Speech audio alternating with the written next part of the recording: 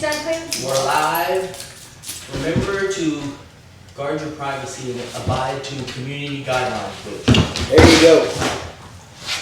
Yep, everybody, this is pretty serious stuff. We're fortunate, we're kind of rural, way out and a little bit isolated by city standards. We're watching young wolf. He's discovering balls. He's one of our young shepherds in for protection training, and we thought we'd let him hang out. He said he wanted to be on YouTube, so. Thanks for buddy. So. You took cute. You see what I say? If you ain't having fun, you ain't training dogs around here, because that's what we depend on. Anyway, let's social distance, everybody. Please, please, please, please. There's a lot of people needlessly dying from this. I'm not talking about just getting sick. I'm talking about loss of life. So keep your distance, wear your mask, all that good stuff. I'll quit preaching. Well, thank you for our golden retrievers on hand again. And for those of you, if you haven't seen the video we put up yesterday about how to proof your dog, make sure he'll bite even if you have no equipment. If you watch that video, you met our daring decoy agitator, Mr. Jamil Kit. And Jamil's got a kind of interesting story. We were trying to come up with some topics of interest. Since it looks like we're going to be going back to lockdown pretty soon, quarantining, and we're going to try to have a lot of dog material up for everybody to listen to and watch. Jamil, if y'all saw that video, stood in front of Oakley, Stan's dog, who ain't no slouch when it comes to fighting men. And he stood with no equipment on, and we sent the dog to see if he'd still attack. Because a lot of people have a problem with, there we go. A lot of people have a problem with, Wolf, you may have to go out. A lot of people who think they're protection dog training have this thing about. Do you want me to put him outside? We better put the ball or take the ball away from him or something. He loves it. He'll get tired of it. He'll get tired. He's okay here. Can I have this? You're making a lot of noise. Yes, you are. Okay. All right, so let's get back to it. A lot of people think, know that a lot of sport dog trainers don't really train a dog to bite a hand. They train them to bite a sleeve or suit, an object, and then they put that object on their arm. Play tug of war with the dog, poof. So some of these folks want to prove other people wrong for some reason. So they want proof that a dog will bite someone that's not wearing a suit or sleeve. And Jamil, I thought of a way to demonstrate that pretty effectively. But it takes someone standing in front of a dog who's trained to maul folks. And to do that. And Jamil just happened to be that person. I don't know what he was smoking the day I asked him to come in and do that.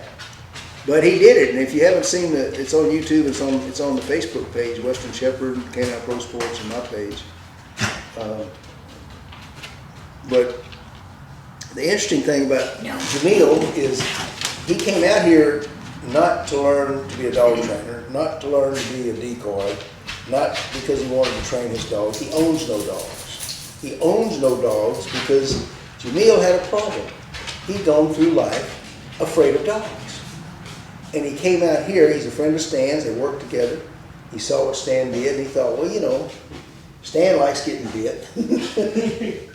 He didn't think what that could really mean about Stan. He just said, well, Stan likes getting bit, and took it at face value. And so maybe if I go out there and get in that suit and, I can overcome my fear of dogs.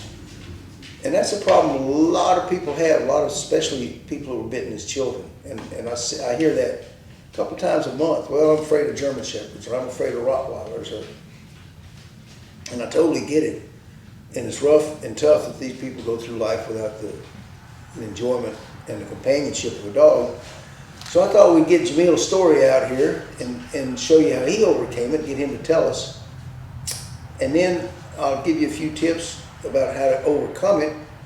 And then the golden retriever will add her 2 cents worth, which I'm sure we're all waiting for pearls of wisdom. I'm scared of Malinois. I have not overcome that fear yet, but I will. Maybe after I hear Jamil's story, I will. So, without further ado, Jamil, what started this fear of dogs? Well, when I grew up, it was always dogs that was loose in my neighborhood. So whenever I seen a loose dog, I see everybody run. So I thought that's what we had to do. But running from the dog just gave the dog more to do because he just chased right after us. And I never knew that the dog was going to chase the moving object. And growing up, I never got bit by a dog, but I was always scared to get bit by a dog. And I never knew, it wasn't nothing like certain dogs. I was scared of small dogs, big dogs, little dogs. I didn't care if it was I ran from a little toy, like one of those little beautiful dogs that's just little that you carry. The Yorkies. Yeah, A Yorkie. that you carry in your purse. I ran from one of those. So it was just a fear that I had. And then when I met Stan, we'd travel and he would show me videos. And I never knew that a dog can be so well trained that it can bite somebody and then on command let go of somebody. And that would work me into it. I was like, well, if I can face my fear, I can probably help somebody else face their fear and show them that if this is a well-trained dog, you can go around and do what you want to do. But I know dogs smell fear. They know when you're scared. So even if you go to somebody's house and they say, don't be scared of it, don't be scared. You're gonna be a lot of people will be tensed up and they'll just still be making those weird movements, and dogs go off of those weird movements that you make, and then you might get bit. But if you just play it cool, dogs are like humans. You play it cool, they're gonna play cool, walk right by you, sniff on you. And right now, I can probably say I'm 100% over my fear. I can go around with any dog. I'm not scared of no dogs no more. And then usually I used to go to my friend's house, tell them to put the dogs away. So they never wanted me to come over the house. But I always want to go over because I want to be with my friends. Yeah. So just because they like me, they'll put their dog in the back room or in the garage until I went home.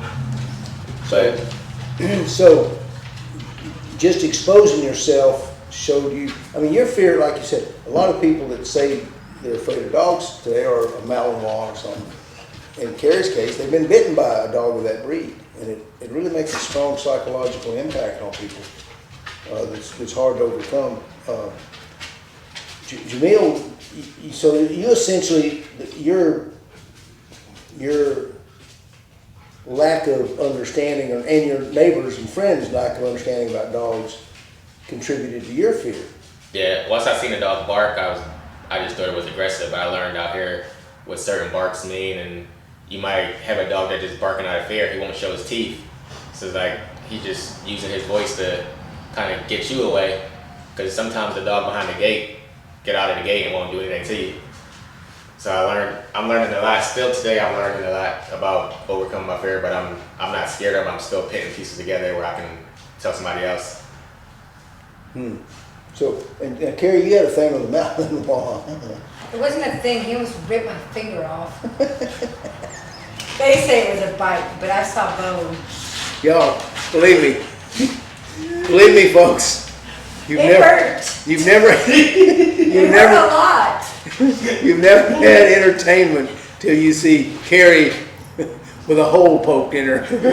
No, I was pretty good when Remington bit me. Huh? I was good when I had a bite right here. I was fine. I was like, oh, hey, look. Well, I forgot she had 2 Malinois bite her. No, that was a Malinois. That was a little rescue dog. Oh, okay. A Yorkie. It wasn't a Yorkie. It's Remington, the little red shepherd thing. Yeah. He's like this tall. They're mine. He's big. So anyway. But anyways, yes. So Basarian nailed you. And then I still try to be his friend, and he was like, no. I was like, I didn't do anything to you. I tried to have a pep talk with him, but no. So now we know in this video for overcoming your dog fears that pep talks don't work. So I have a nice scar, but hey, I got a scar. I got a scar. Yes, she's proud of her scar, folks. It hurt. It really did. So you're really nervous when Malinois approach you now, any Malinois. Is that correct or not incorrect? Yeah, no, it wasn't. Even like when Sledge came and like even Teddy. You better quit naming names, we're gonna get sued. No, those are two of the sweetest Malinois you'll ever, those are very, I know them. I'm just saying I know them. And A couple of them are law enforcement dogs, and the department could be listening, so shh, watch your names. Okay, go ahead. So, even when we had a couple Malinois that I know, that like, I stepped back and was kind of like, and then I was like, okay. So I'm getting over that, but yeah. so what's getting it over for you? I just took Stan's advice, just suck it up and just don't be afraid. I mean, because like he said, if you have fear for the dog will feed off the fear. Mm-hmm. And so if I go in there with Malinois and I'm fearful, well, they're Malinois. They're gonna sense that and be like, hey, I can bite you and get away with it. And she said something that Stan said that's pretty popular belief, and it's right if you don't take it literally. It's correct. Unfortunately, it's not always a possible thing. Stan will tell Carrie about a lot, so suck it up and just go do it, you know. He makes me cry a lot.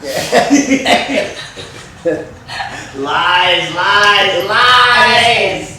Just one time. So A couple times.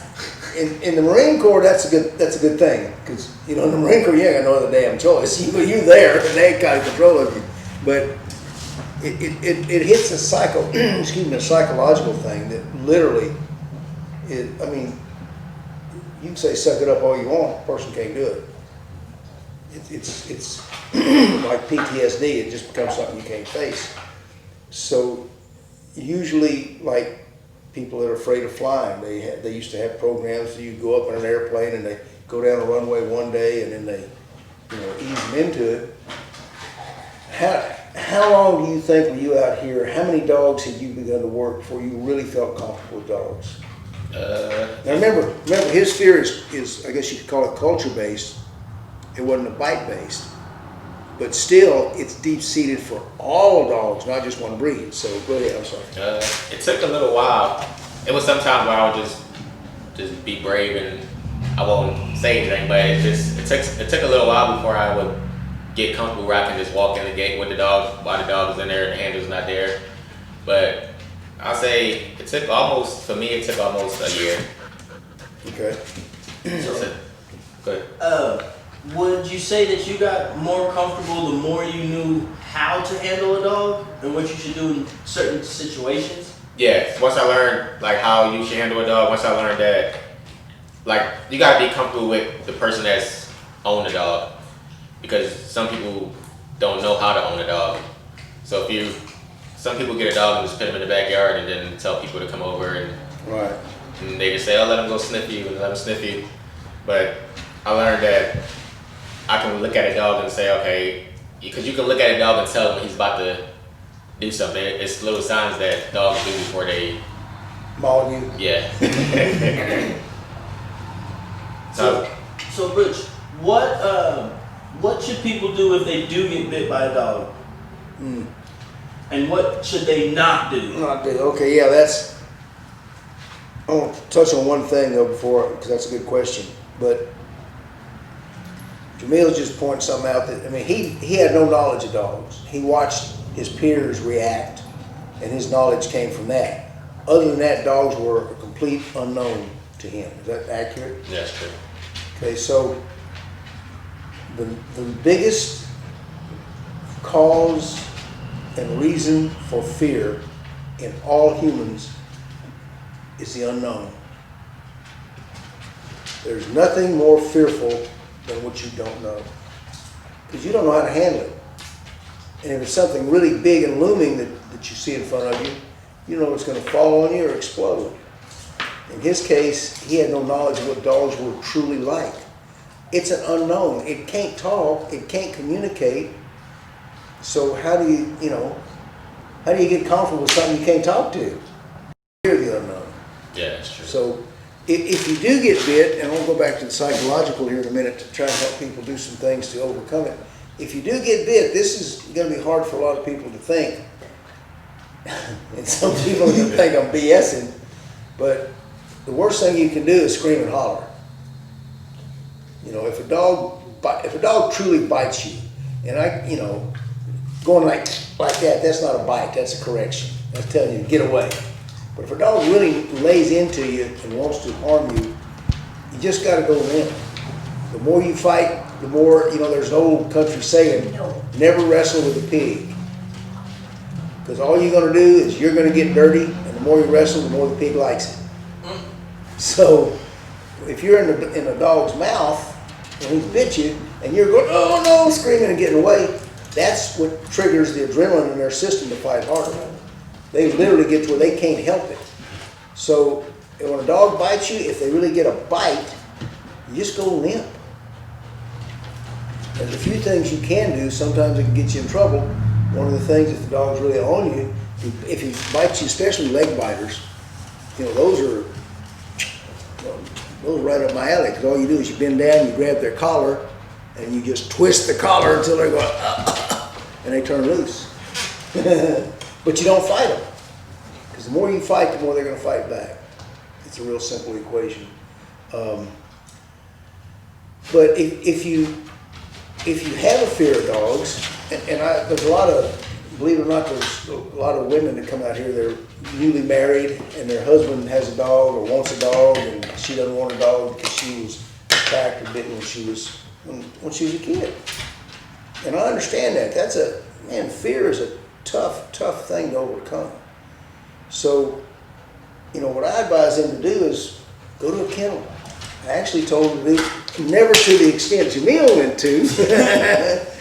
I never heard of someone afraid of dogs say, come on, bite me. My hat's off to you for that. But, I tell them, just go to hang out at the pet store. Go to the obedience class. Just watch the dogs that are under control. Talk to people about their dog. When you see a little dog you feel comfortable with, ask them if you can pet him. When you feel comfortable with that dog, see somebody with a middle-sized dog, ask if you can pet him. So all fears go away with education, with knowledge. And the only way you're going to get this education is to expose yourself to the environment where the fear exists. So, whether you're afraid of dogs or whether you're afraid of SpaghettiOs, whatever it is, you just got to expose yourself. So how would somebody approach a dog when they're first trying to get comfortable with a dog? Should they take their hand over the dog's head? Should they go under? Great questions. Jamil's learned all this on first hand. The first rule of meeting a new dog is ignore the dog. This goes especially true in two cases. If the dog is potentially aggressive or if you are potentially afraid of the dog. Because if you make yourself, I'm gonna pet you, your nerves are not gonna let you quite follow through. And when you do that jerky, that dog will go, oh shit, what's this about to? So the rule of thumb is oh boy, we'll find a bottle to cap. Yeah.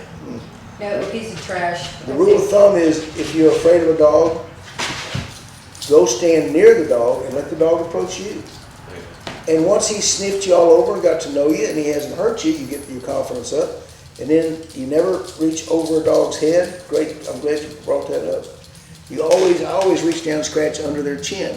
Because let's face it, if I walked up to you for the first time, well, not with me, but if Shaq walked up to you the first time you ever saw him and he takes that big old hand and raises it over your head, you're going to kind of go, what? Right? But if he walks up to you and goes, buddy, and scratches you right there, you're going to go, oh, Shaq's giving me a scratch, right? So when you're meeting a dog, what you want to do is let him come to you, let him sniff you, let him get to know you, and then just reach down under his chin, give him a little stroke. Say, hey, buddy. There's no intimidation when you're underneath his chin. We don't like to do that. All humans like to pet a dog above the top of their head. And the reason for that is below their chin is where their teeth are, and we don't want our hands down there. But that's kind of like a little sign of confidence the dog has in you. If first, it feels good to him, and second, you're showing him that, I'm not afraid of you. We're on equal footing. So just reach down under the chin, give him a little stroke. Don't approach him. If you want to get to know a dog, the best way to get to know a strange dog is ignore it. They can't stand it. Hey, No. we need that. Uh-oh. So maybe y'all like our new digs here. We haven't got our flooring in yet. We're building this little studio and dog training area, and our dogs are coming in trying to tear it down for us faster than we can build it up. But You're silly. anyway, we got 4th of July coming up, and No. I know everybody, we're getting ready to celebrate, but in Texas we do things a little Texas way kind of way, and then if you know the golden retriever, she does things her own damn way. So and some of those ways are strange. Some of them are strange. Some of them are pretty cool. Some are pretty cool. So for we've all we saw Stan on Top Dog, and everybody made a fuss over his Texas flag boots. So not to be outdone with the 4th of July coming up, but can you zoom in on this over here, Stan? What did the golden retriever get just for the 4th of July? Come on, show us here. Show both of them. There you go. There you go. Oh, say, can you see? I was doing the graduation. You're in the graduation. Yeah, so She just graduated to be an official dog trainer. That's she looks right. the part now. I do. so the golden retriever's got her flag boots, and they are just perfect for the 4th of July. She got them just for the 4th of July. If you'll call who makes those boots? Durango? Durango. Call Durango and tell them you saw the American flag boots modeled by the golden retriever. They won't have an idea what you're talking about, but it'll sound really cool, and Carrie will think she's somebody. So, Yeah. so give her a plug. So anyway, we hope somebody can use this information. And again, I want to thank Jamil, not just for being here tonight, but because he's been instrumental in helping us create several good police dogs. A lot of good police departments. They're going to go out there and use those dogs to make the average citizen's life much safer, much better. So on behalf of them, I thank you for what you've done. Thank you. And other than that, Stanley, you got anything back from behind the camera you want to say? If you ain't having fun, you ain't training dogs. Works for me, by golly. We'll see y'all next time. Adios. Stay masked.